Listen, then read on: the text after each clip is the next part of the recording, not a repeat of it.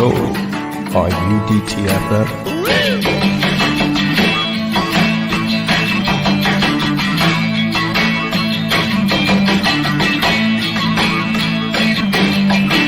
Once again, here's Drinking and Talking Fantasy Football with your host, Jake Trowbridge and Dustin Lunt.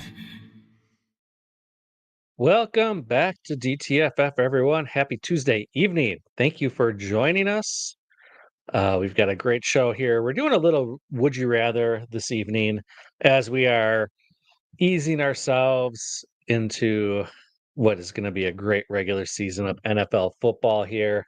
We're so close, Jake. I can almost taste it.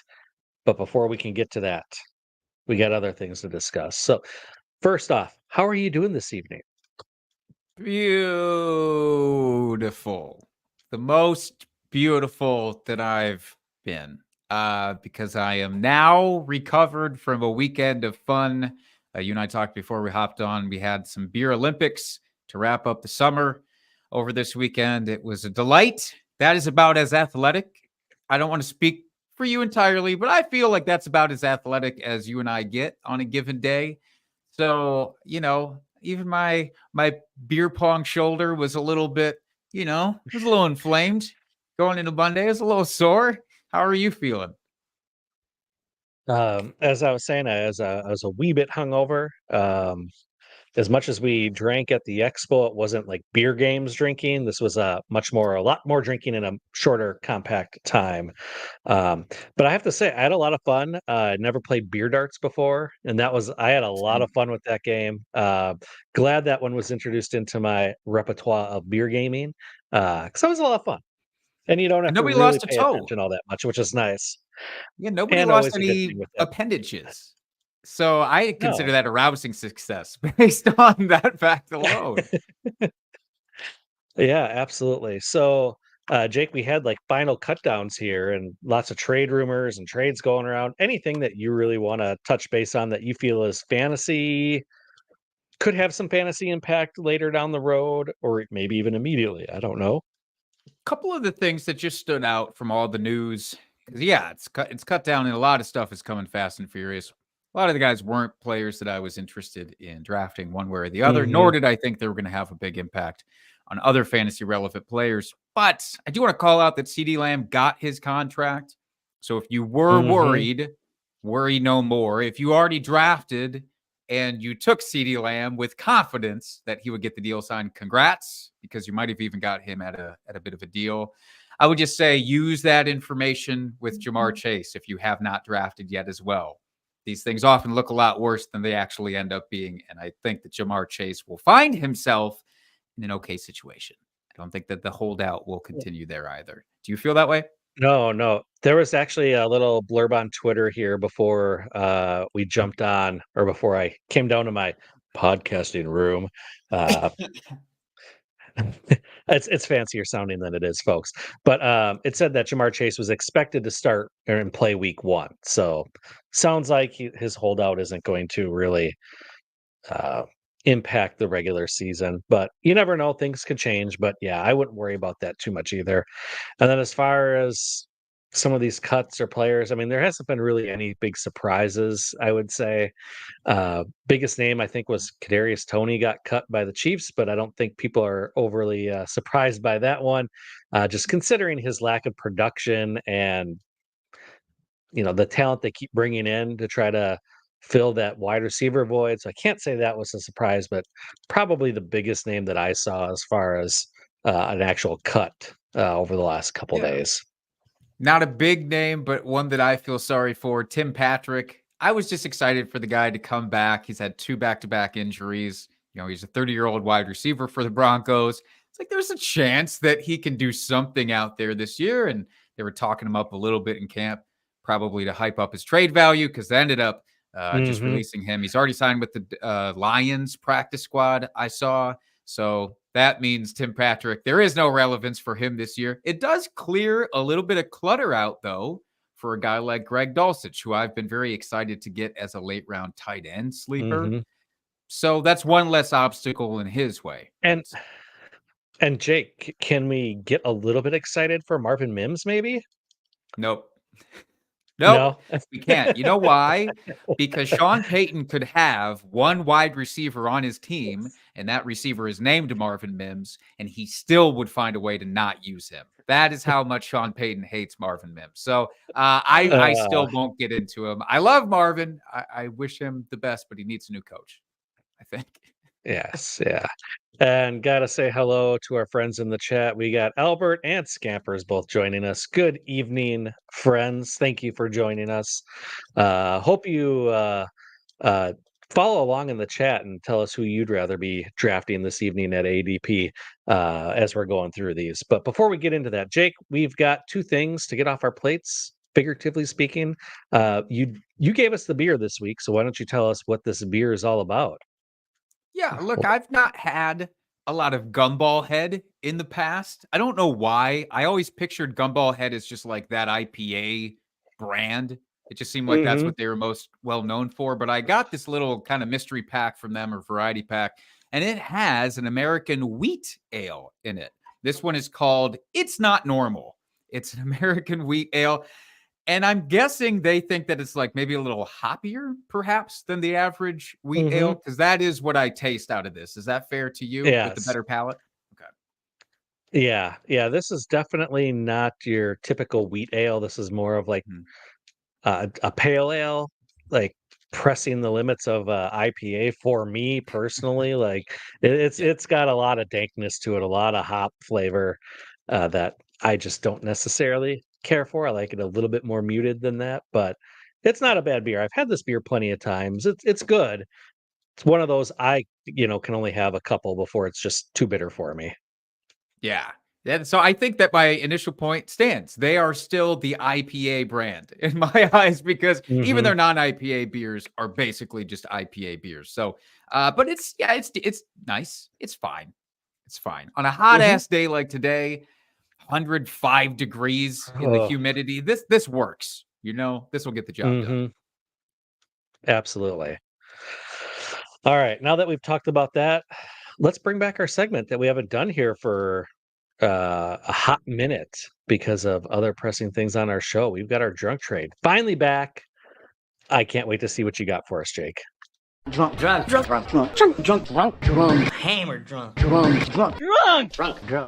Drunk trade of the week.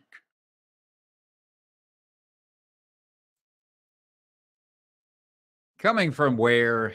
Coming from Reddit, obviously. This is a 10-team PPR Superflex Dynasty League. It's from Reddit user 005. This was earlier this offseason. They finished 3rd out of 10 last year after selling a bunch of players at the deadline. In total, they now have 5 first-round picks and 3 second-round picks in the next 2 drafts. Not too shabby. Quarterbacks here for some additional context were Joe Burrow, Kyler Murray, Derek Carr. 2 out of 3 ain't bad. They received Geno Smith in this trade. They traded with the commish, who had finished 9th out of 10 last year, and they sent away to the commish just a 3rd and a 4th in 2025. A 3rd and a 4th to get Geno Smith. Here's the rationale, and I like that they provided this. We don't often get this context. Hmm. Odds of me getting a fantasy starting QB with those 2 picks are near 0, and they're 2025s. I'll gladly jettison them to bolster depth at a highly valuable position where I'm injury prone, but we will see. The injury proneness, I think, might be overstated with Joe Burrow and Kyler. I understand what they're talking about, though. Both the guys coming off of injuries from last year. But let's just look at it this way. I mean, you're adding a 4th quarterback, a 3rd and a 4th round. I get the logic. What do you think about this one? I love this trade, and I would smash this all day long, twice on Sunday, to get a starting quarterback in the league. And maybe Geno's not long for the league; maybe he's just got another couple years. But even if it was just a 1-year rental with Geno, a 3rd and a 4th for a starting quarterback, I mean that's stealing. I feel like in the 20. I mean, what are the chances, Jake? Really, that you're going to get any sort of starting fantasy value or even a flex value in the 3rd or 4th round. Like Well, and I want to typically talk you about don't that. see that happening. because it's a 10-teamer, which does make it just a hair different. So It picture it like it a it 12-team does. league where it's maybe the Right. back half of the second round is where you could get up into approximating that value. And I was trying to think of the hit rates, like Maybe. who have I drafted in the back half of the second that's really gone on to be gangbusters for Dynasty? A couple of players, but the point still stands. Yeah. Yeah. And if this guy is competing, he finished third last year, bolstering his roster. Chances are these are going to be later half of the draft picks anyway, or at later half of Mhm. the Whoa, excuse me. That was professional. Later half of the round picks. So even in a 10-team league, you're looking at something that would maybe be a mid third round pick if you're going 12 teams. If it ended up being like a later third, I don't know. Anyway, great move, bolstering the position. You can never have too many quarterbacks. Chances are you'd be Mhm. able to trade Geno Smith for a second or a couple seconds in season if you really wanted to, for a team that ends up being QB needy. So I I love this. Love this. Don't even know why we're spending so much time talking about it because it's a great move. I love it, but I will say I don't love it as much as you do, probably because we value Geno Smith a little differently in Dynasty. I'm still not positive that the Seahawks are committed to him as their quarterback. Like if things do go awry, I think we might get to see we might have to see Sam Howell at some point throughout the season. So that's the Mhm. one thing that's staying in the back of my mind. But even considering that, it still feels like free money getting Geno because of what the Mhm. upside is. So I agree. Yes. Beautiful. Well done. Well done, Reddit user. That was amazing. All right. Should we get into this, Jake?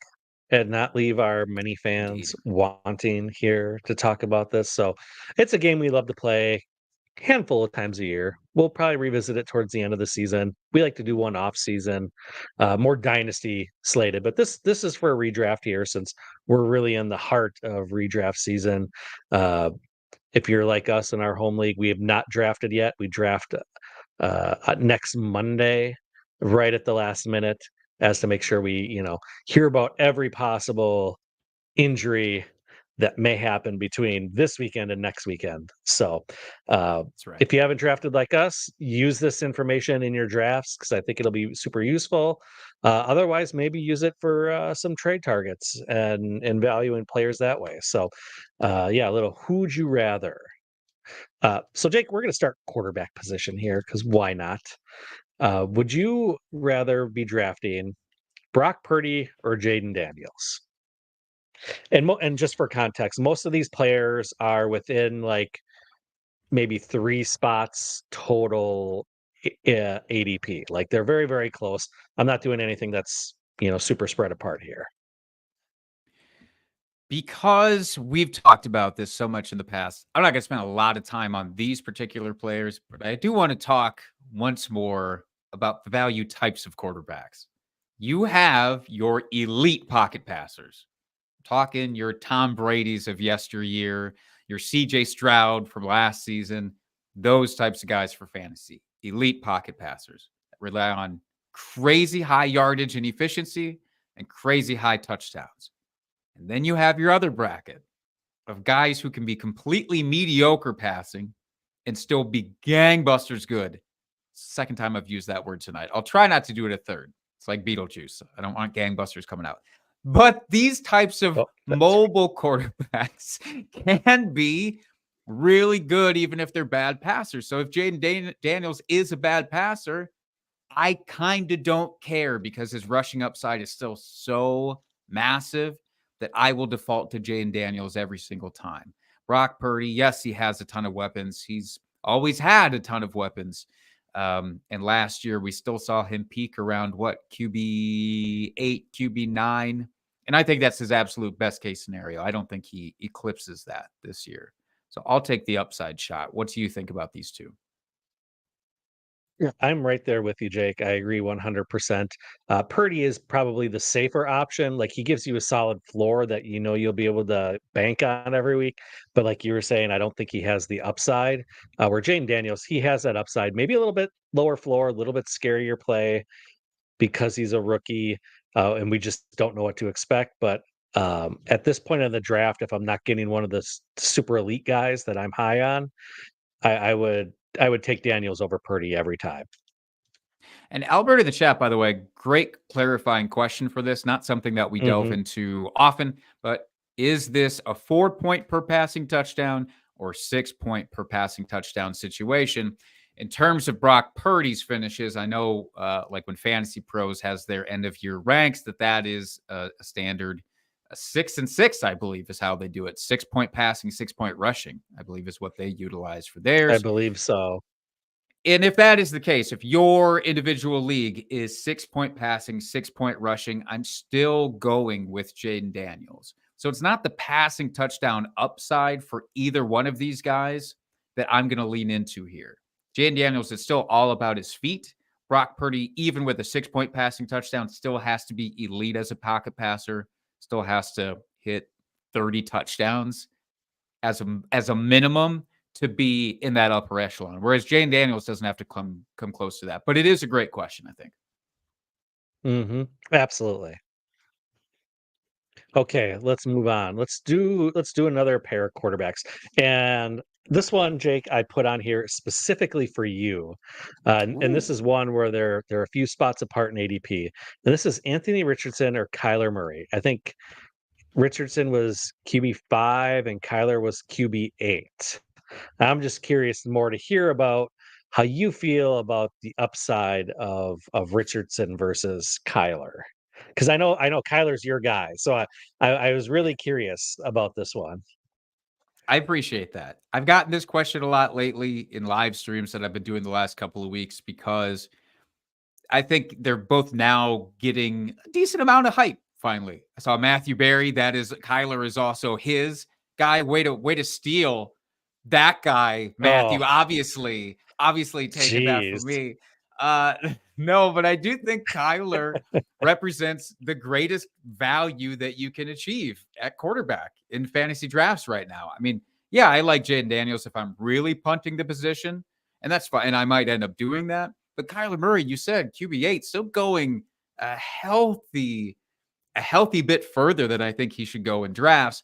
Anthony Richardson, we saw the limited sample size last year, and that's great, and that's very enticing. It also makes it tricky to trust him entirely.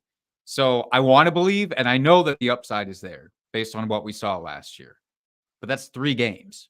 We've seen 5 seasons of Kyler Murray maintaining elite or near elite production for fantasy purposes. Now he has the best wide receiver, at least hypothetically, that he's ever gotten to play with in Marvin Harrison Jr. You cannot discount that. Trey McBride, obviously, still there. The weapons are still great for him. The rushing is still great for him. He might not put together the same level of rushing that Anthony Richardson does. But unlike the Brock Purdy thing before, where we're comparing him to Jane Daniels, the gulf is not nearly as big into terms of what Kyler can do. Because Kyler had an 800-yard rushing season in one of his first 2 years in the NFL. So I think he could do that, but I don't think he has to do that. And honestly, Anthony Richardson has a better running back behind him that maybe could not snipe away. We normally say it the other direction, but he could kind of snipe away some of the touchdown upside from that rushing quarterback. So give me Kyler every single time. What's your stance on this with them being just a few spots apart? Yeah, I would probably take Kyler because I again agree with you. I don't think the gap is that large. And the couple quarterbacks that are going in between, you got, like Joe Burrow's in there and a little bit more of it's CJ Stroud, a little bit more of your pocket passers. So give me Kyler because he does offer that rushing upside a little bit more than Burrow and Stroud. So I would lean Kyler just because like you said, have the history. And I'll take the known of Kyler in this situation rather than the relative unknown of Richardson. Yes, I absolutely love that. I do want to say, I have to say, Matthew, I'm just kidding. If you're watching this, I know you didn't steal him from me. Please don't fire me. I do have a question in the chat, though, from Stephen Mapp talking about another commander. We talked about Jaden Daniels. Stephen Mapp wants to know, I have Senate, that's Ben Senate, on my bench. Is he okay? So rookie tight end for the Washington Commanders, stuck behind Zach Ertz for, I don't know, a couple weeks, few weeks, maybe the whole season. But in terms of athleticism, he seems like one of the new mold guys in the way of Dalton Mm-hmm. Kincaid and Kyle Pitts and those kind of guys. So in redraft, I think the question is, what's your tolerance for keeping him while Zach Ertz does what Zach Ertz does? If he does it for 5 weeks and he's stuck behind him, do you want to hang on to him for that long? Are you going to hate yourself for dropping him if another hot waiver ad pops up? Or are you going to, want to miss out on one of those hot waiver ads? That's the threshold that you have to kind of ask yourself about, Stephen. But Dustin, would you want to keep Sennett on your bench, and for how long would you? If we're talking redraft, no, I wouldn't worry about keeping him on my bench right now because I do think Zach Ertz will be the guy. Although now that they traded away there in Washington, Jahan Dotson, maybe they'll run a couple packages of 2 tight ends and get both of them on the field. But I mean, I think Ertz, he's fully recovered from the injury. He's played at an elite level for many years. Yeah, he's what, 33 now. So yeah, getting up there in age, but that doesn't seem to affect tight ends as much as wide receivers. So I think Ertz will probably be the guy for most of the season there. I would personally drop him, only especially if this is not a tight end premium league. I wouldn't see a reason to hang on to this guy at the end of your bench. Pick up, maybe one of these running backs that was a surprise, keep on a squad or has gotten some hype just to get a little bit more depth there. You can always drop later and pick him up if he starts to flash, but I just don't think he will here Yeah, this I mean, season. if you want to hold him for the first week, because if you don't have any ideas of a specific player you want to add, and you just want to see what kind of usage he gets in that first week, fine, go for it. But if he is, Mhm. showing up with one target, at the end of the week one, you're not going to want to hang on to him longer than that. But great question there, Steven. Yeah, absolutely. All right, let's move on to running backs here. I want to talk Jameer Gibbs or Kyron Williams. Two guys going at the high end, kind of end of the first round, early second, depending on your draft. Basically, if you're drafting a wide receiver in the first round, this is going to be your RB1. So who do you trust more? Who would you rather be drafting? So, an interesting development happened today. We didn't talk about it up at the top of the episode because it wasn't cut, but Kyron Williams has been designated as the main punt returner by Sean McVay. It just came out. That's really, really curious to me because Kyron Williams is already a guy who's had some durability concerns. He's had a lot of injuries Hmm. racked up thus far. And now you're putting him in a position where you're not forcing injuries on him, but it's not making it any easier on the guy to avoid. And so we do have a backup in LA, Blake Corum, who's been called sort of a carbon copy of Kyron Williams. And it's already Hmm. presumed that if and when Kyron Williams gets hurt, that he will just sort of slide right in. And I've always wondered, like, is he guaranteed his job back if that happens? So based on that extra bit, I was already going with Jameer Gibbs, but I'm going even further with Jameer Gibbs now. And Gibbs, by the way, had a little injury flare up too. I know there was a brief week of concern. What was that after the first preseason game? I think that he had something, Hmm. but Dan Campbell's come out and basically said that's a non-issue. So give me Jameer Gibbs. He won't have as much of a workload as Kyron Williams, presumably, but he's like Devin Achane, where he doesn't necessarily need that to be amazing for fantasy. What do you think here? Yeah, this one's real close for me, even with the Kyron Williams news. But I think I'm going to lean Gibbs on this one, only because I expect the Lions' offense to be a little bit more high powered than the Rams. So there should be more scoring opportunities there. Um, David Montgomery, another year older. So maybe he starts to lose a step a little bit. Not that he's that old, but or maybe Gibbs just takes over this whole backfield for good. And what we saw as the season wore on last year becomes reality for the full season. So just give me Gibbs just based on, like I said, a little bit higher scoring offense, and I would rather trust those touchdowns than um, what's maybe not quite known there for LA. I think that's a great call out too about sort of a tale of two halves last year for Jahmyr Gibbs. If you haven't heard us talk about this before, he really kind of had to earn everybody's trust last year, everybody being Dan Campbell. Like that's how everybody is. That's the Jameson Williams predicament was his first 2 years. Dan Campbell is just like, fuck this guy. Like, and when Dan Campbell has that strong of a feeling, you're not going to see a lot of time. And Jahmyr Gibbs, you could tell that he really earned his trust. And especially once Montgomery was out for a few games with injury, he stepped right up and kind of held on to a lion's share, if you will, of the workload when he Ooh. came back. So yeah, I'm all about that. Scampers, by the way, in the chat, great call out. If anybody's playing Scott Fishbowl this year, there are massive rewards for kick and punt return yards. So if you drafted Kyron Williams, just enjoy the finals, I guess, you dicks. What is everybody drinking, by the way? Jamie, welcome to you in the chat. What's everybody drinking? We talked about this, but it's Gumball Head. It is the American Wheat Pale Ale. Oh, I didn't even see that pale was actually in the name. There you go. So they literally they blended the two. That's why it's hoppy. Okay. That's why it's hoppy. All right. All right.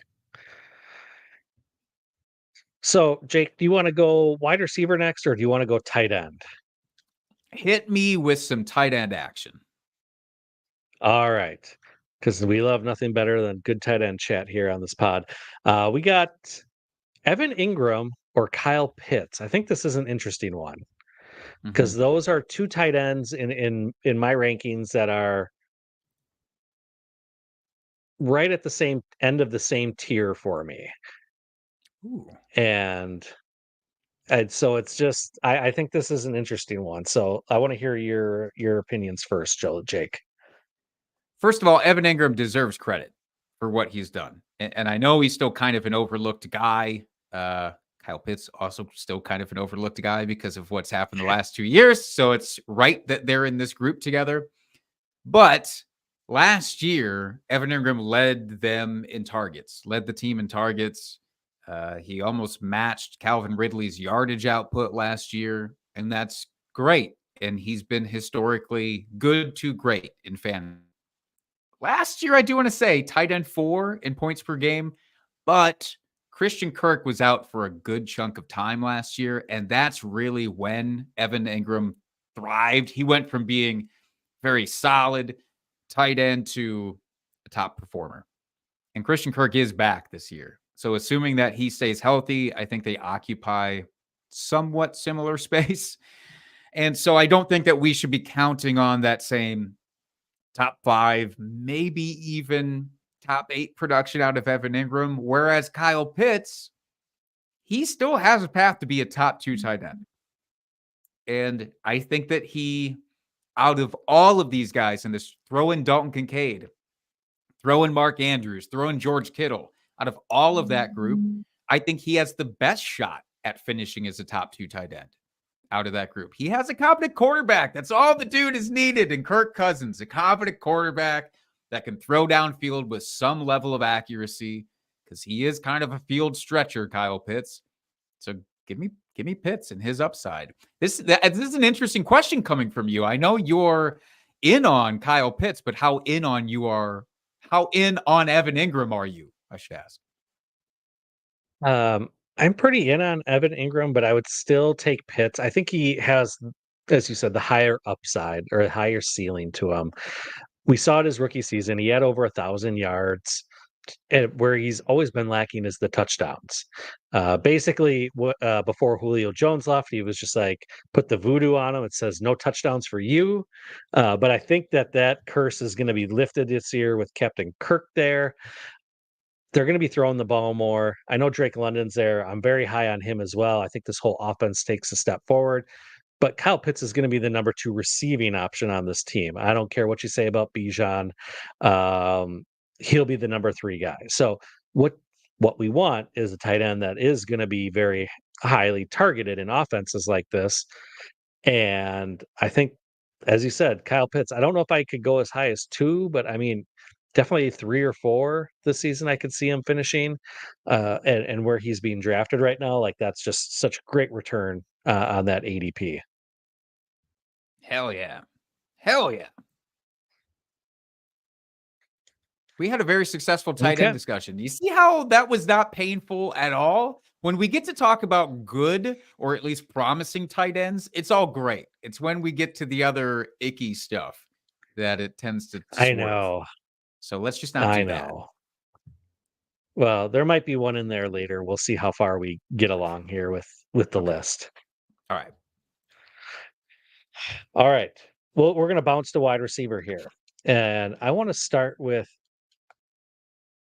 an interesting one. It's Davante Adams or Chris Olave. Now, I think I would take Davante Adams over Olave here, and pretty handedly for me. They both don't have great quarterbacks. We're not sure what the offenses are going to look like. They've both been target hogs of their respective teams. Although last year we saw Davante kind of disappear at times, but I think that gets corrected this year. I think they want Davante to stay in town, be happy. I think he's going to get the AJ Brown treatment this year, where he's just fed the ball time and time again. So that's why I want Davante. Do you agree, Jacob? I do. And it doesn't feel good. I have Davante Adams as my wide receiver 12 in rankings. And it feels a little bit more of just like honoring his past more than necessarily giving credit to what he's going to do this season, because we have an offensive coordinator now who is known to utilize 2 tight end sets quite a bit with the Raiders. So they drafted Brock Bowers, as you mentioned. They have Michael Mayer left over from last year, a 2nd-round pick. So it seems like they'll get a lot of work together, presumably. Jacoby Myers is pretty respectable as a wide receiver, too. I want so badly to trust in Davante Adams.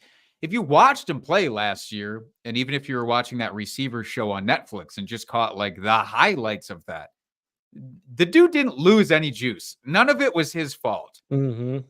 But the things that were not his fault last year are still kind of there this year. So it could also not be his fault, and he could still finish as wide receiver 18 this year just because of circumstance.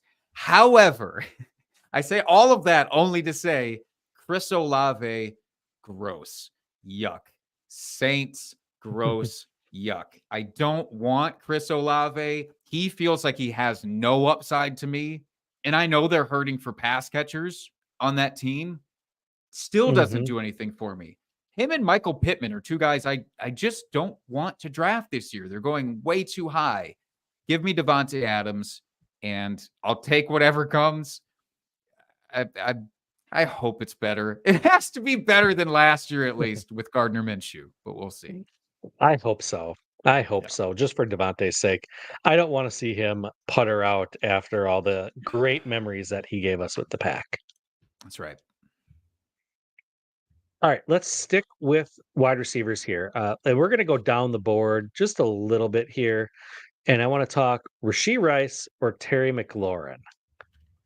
Now, I think this is interesting because you got Rashee Rice, who is at best the 2nd receiving option on his team. Very high-powered offense with Kansas City. But they brought in talent. They got Hollywood Brown. They got Xavier Worthy there. So, I mean, there's a lot of competition for targets, we'll say. Where Terry McLaurin, they got rid of Jahan Dotson. We were just talking about Zach Ertz and Ben Sano. Terry McLaurin's the guy that's going to get force-fed a ton of targets in this offense. So I think, do you see more upside with Terry McLaurin being kind of the alpha, the wide receiver 1 in what maybe a little bit lower volume offense, or do you take the chance on Rashee Rice being at best the second option, but we don't know if that's 100% sure, but in a much Mhm. more high-powered offense of the Chiefs? Yeah, this is just a philosophical debate. It's not as much about the individual players here, I don't think, because both players are incredibly talented. And Terry McLaurin, I've always maintained very, very talented, but has just never had a decent quarterback even throwing to him. But we also know what the hit rates are of wide receivers playing with rookie quarterbacks in their first season. And it's not good.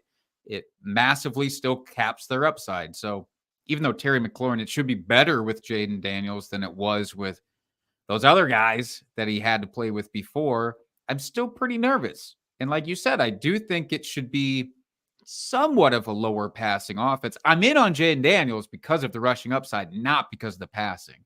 And therefore, Right. that doesn't automatically go, I like Terry McLaurin now. I kind of more like the ancillary pieces. I kind of like Zach Ertz. I kind of like Austin Eckler, even to some extent. And I'm still hard to sell on Terry McLaurin. Rashee Rice, yeah, he has more target competition. I guess the nice thing about his situation, it sucks for Hollywood Brown, obviously, but Hollywood Brown is going to miss a chunk of time to start the year. So Rashee Rice should hypothetically at least start off strong. And Mhm. so in redraft, I would much rather lean into that strong start, kind of deal with it then once Hollywood Brown comes back. And it could be much worse once Hollywood comes back, but I'll take the fast start because I'm assuming that it will be a really solid start. Is that fair? That is, and I like that take, Jake, and the only thing I'm gonna add is, give me the offense that we know, is gonna have some positive regression this year. We saw Patrick Mahomes have last year probably his worst statistical year in the league, since he was a rookie, and that's gonna change. Like, that's gonna bounce back. Andy Reid, he's working all off season. Mahomes was working all off season on tweaking this offense so that they're gonna be special again. So I'm gonna bet on that. So give me Rashee Rice in what's gonna be a fun offense to watch. Yeah, we did it. We came to consensus on that. Look at that We shit. sure did. How about that? All right, I want to bounce to running backs, and these are two guys that I honestly have really no interest in redraft, but I'm curious of your opinion because I Uh-huh. think they're a little not I shouldn't say polarizing, but people definitely have opinions on them. That's Ramondre Stevenson or Zamir Mm. White. Like I said, I personally don't want either of these guys on my roster. If I had to pick one, I would pick Ramondre just because we've seen him do it before. I don't trust that LA, nope, Las LV? Vegas, LV offense. Not that I trust the New England offense that much, but at least with Stevenson, we've seen him get the workload before. Zeke is out of the picture this year, although Mm. I know they brought in, Gibson. yes, thank you, which maybe will eat into his usage a little bit, but I'm not too worried about that.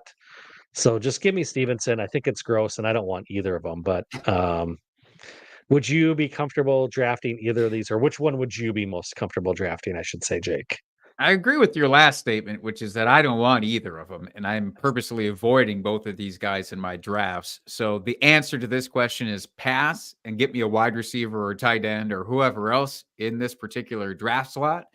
But if somebody else is in this predicament and, man, I really need a running back, and you're on the board and you're looking at these two guys, I would also go with Stevenson.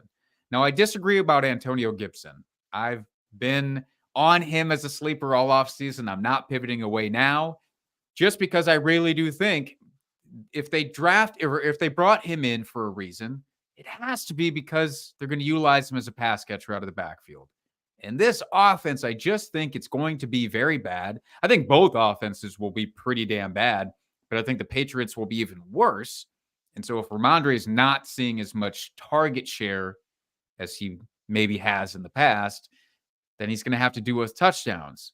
And I don't see a lot of touchdowns in his future in 2024. So it's still not enough to make me want Zamir White, though, who is in just this garbage offense. And God, I don't think he scores 6 touchdowns this year, Zamir White. I honestly can't even see that. Ramondre Stevenson at least has a chance of getting there. And I think that a better chance that I'm wrong about how many targets Stevenson will get than Zamir White and how many touchdowns he will get. So I'll take Stevenson. I don't like it. I'm not actually going to do it, but for this exercise, I will do that. Yeah, and I wouldn't even take you up on a beer bet for that Zamir White because I don't see that happening either, and I wouldn't be comfortable. At least I got to be somewhat confident that it could happen. I don't know that it would Yeah. happen. I really don't. Like it's just it's going to be He's a a shit trap. show, that offense, I think. Yeah, Yeah. yeah. There's guys going after him in the draft I'd much rather take, even though he is the RB1 on his team. Like Yeah. I don't have any interest in it. We saw that with Miles Sanders. Remember how geeked everybody was with Miles Sanders when he changed teams? It was like, wow, remember what he did? He should have all the volume. No, he didn't.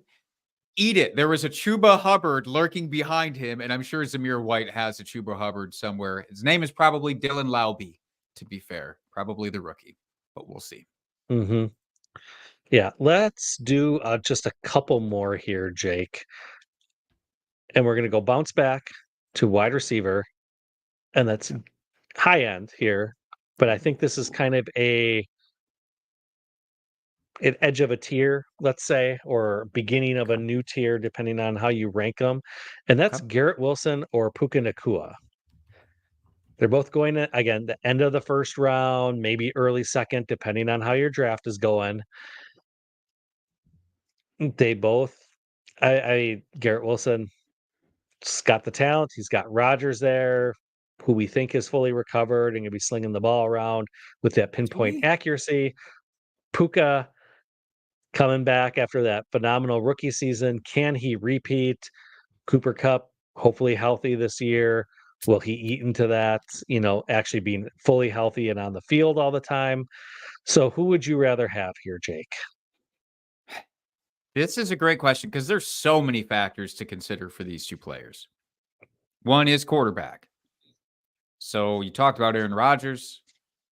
He has his own injuries that he's still coming off of. You said we expect that he's fully healed. I don't know that I still believe that necessarily. He's 40. He was ready to come back last season. Shut it. Shut it.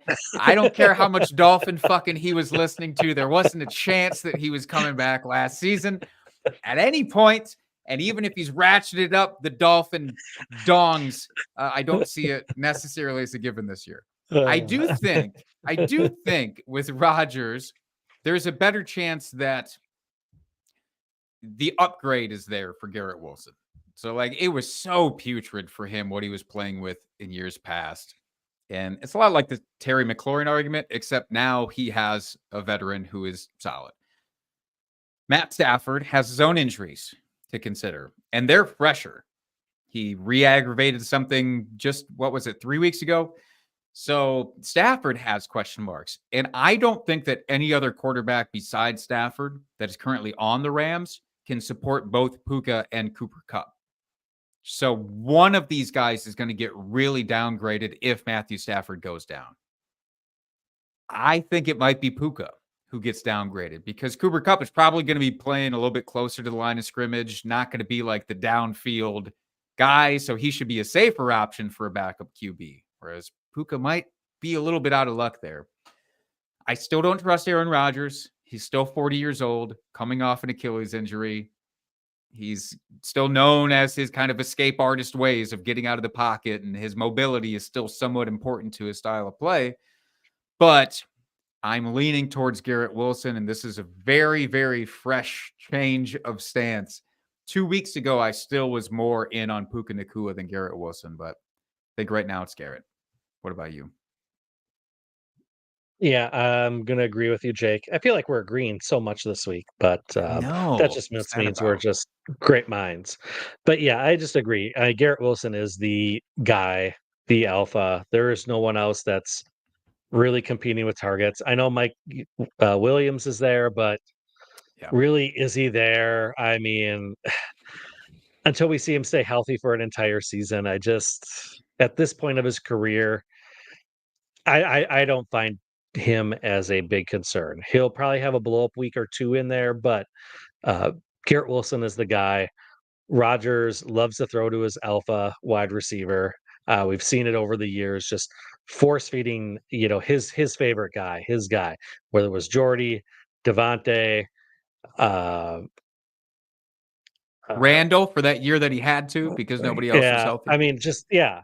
He's always. I mean, he's always spread the ball around, but he really loves his one guy. So I'm going to go with Garrett Wilson on this, just because I like the lack of competition on that team. That's fair. That's fair. Scampers, by the way, just a callback to Miles Sanders. Says Miles Sanders is still the number 2 running back of 3 in Carolina, and that's gross. And he's probably going to have a week. He did clarify he's number Yep. 2 only because actually we should have talked about this at the start of the show. I'm really bummed. Jonathan Brooks is on the pup to start the year, so he's going to miss the first 4 weeks. Unfortunately, that stings because I was excited to get him in the middle of rounds, but whatever. I can't have Yeah. anything nice. Nope. But just know he'll be back. He should be healthy for that stretch run of your playoffs. So if you don't want to hold on to him for those first 4 weeks of the season, just make sure you're being super aggressive. Maybe like that week 3, when before he's actually starting to practice and come back, and just jump on it before your league mates will. Yep. Love that. Okay, let's do one more, Jake, here to end the show. And we'll end with quarterback. So we've got Justin Herbert or Jared Goff, 2 guys going way late in your drafts. Not saying that you'll necessarily be drafting these guys, but if you had to, say you punted quarterback and your draft board just fell all to hell because you thought you were gonna get Jaden Daniels, and he slipped, like, he got sniped right before your pick. These 2 guys are still on the board. We've talked Jared Goff, high-powered offense. Justin Herbert, we've seen him be a top 5 quarterback in the past. Totally new offense this year. We're kind of not sure what's going to happen there. He's kind of dealing with his own injury right now as well, but I don't think that's going to hamper him for the long-term season here. So who would you rather have if you had to pick one of these quarterbacks? I hate this. I hate that you're even making me do this. I would fucking wait and draft Russell Wilson later. I would wait and draft Bryce Young later. I would wait and draft Drake May later. I'd rather than take one of these 2 guys because at least all those guys have some untapped, unknown upside. With these 3, I think we know, or with these 2, I think we know what we're getting. I think with Jared Goff, I've talked about this so much, but him and Tua, guys look at him and they're like, look at that team. Look at that offense. Look at that supporting cast. It's going to be great. And he is, for real life purposes, much respect to Jared Goff. He's incredible. For fantasy, it doesn't fucking matter. He was QB 14 and QB 15 in points per game the last 2 seasons with this same crew. Tim Patrick, hey, maybe he's the guy who unlocks Jared Goff's fantasy upside and he finishes as a top 10. Scampers, yes, I respect the dome games argument for Jared Goff. Thank you for posting that. His dome and outside splits are pretty wild for Jared Goff, I will admit. Justin Herbert, we know what the offense is going to be. It's going to be a run-first offense. You talked about, Terry McLaurin and kind of being on a less heavy passing offense. This is the least heavy passing offense that's probably going to exist within the next decade of the NFL because those guys are going to run the shit out of it. And Justin Herbert, you said his injury hopefully shouldn't last into the season. I hope you're right because that's my decision maker for this is if Justin Herbert can be allowed to run like we saw in college, he's got ability to do it. It's just never really done it or been asked to do it or whatever. But if he can, and if they'll allow him, he's not going to be Colin Kaepernick, but he can rack up, 500 yards on the ground in the season. I can see that. and he'd still have good touchdown upside because I do believe in the overall offense, then I'll take Justin Herbert just for the upside. But I don't want either. which one of these guys are you most comfortable with? I would probably lean Goff here, and it's close. But I would probably just lean him just because I know what to expect out of this offense. Maybe he's more limited in his rushing upside, or maybe they end up, you know, getting more rushing touchdowns. But we at least know that this offense should be more high powered, should be scoring more touchdowns than what the Chargers will be this year. So give me the team that I expect to get more touchdowns, so that maybe variance goes Goff's way, and he has a little bit more of an outlier season than what he's had the last few years. But it's close for me. It really is. Yeah. Yeah, man. This is weird. Do you have the list of ADP pulled up by any chance for quarterbacks? Because I would love to I know don't. who's going right around them. I bet I can. This is how I would like to end the episode.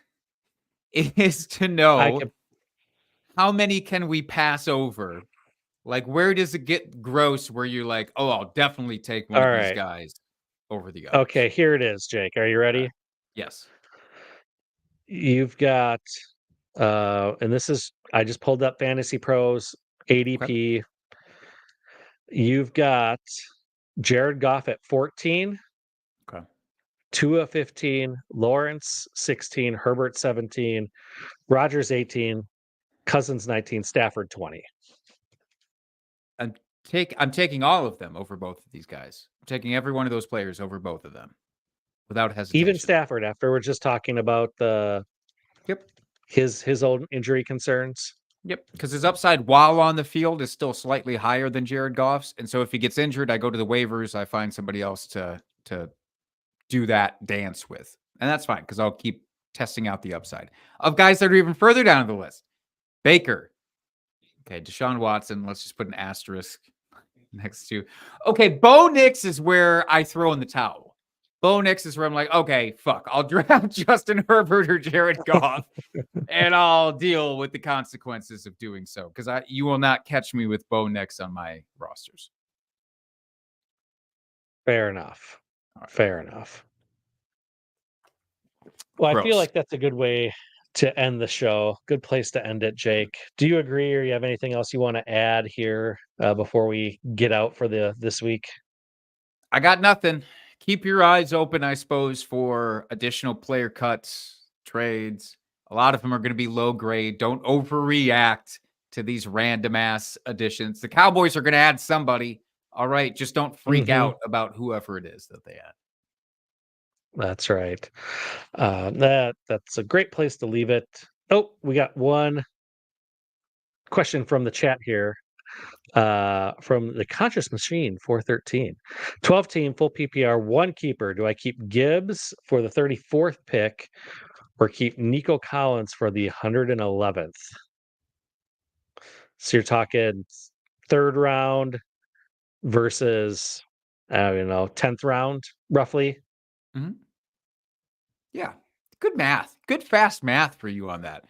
And with keeper, look, I'm certainly no expert in keeper formats, but the gulf between where you could draft them this year versus where you would get them at that pick is vital to that.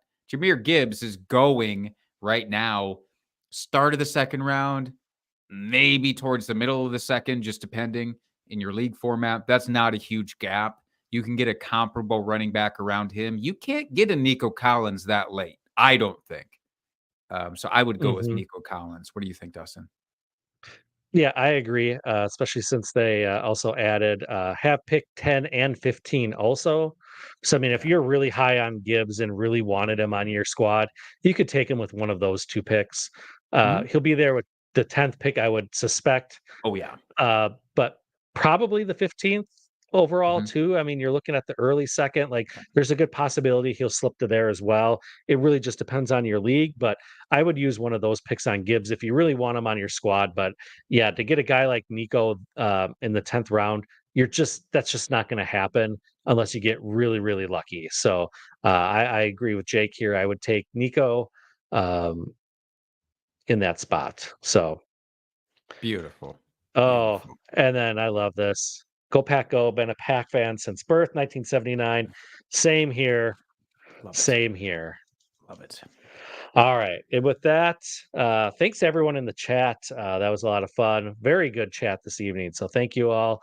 If you guys want to be part of the chat and get some of your questions answered, join us live every single week here on YouTube.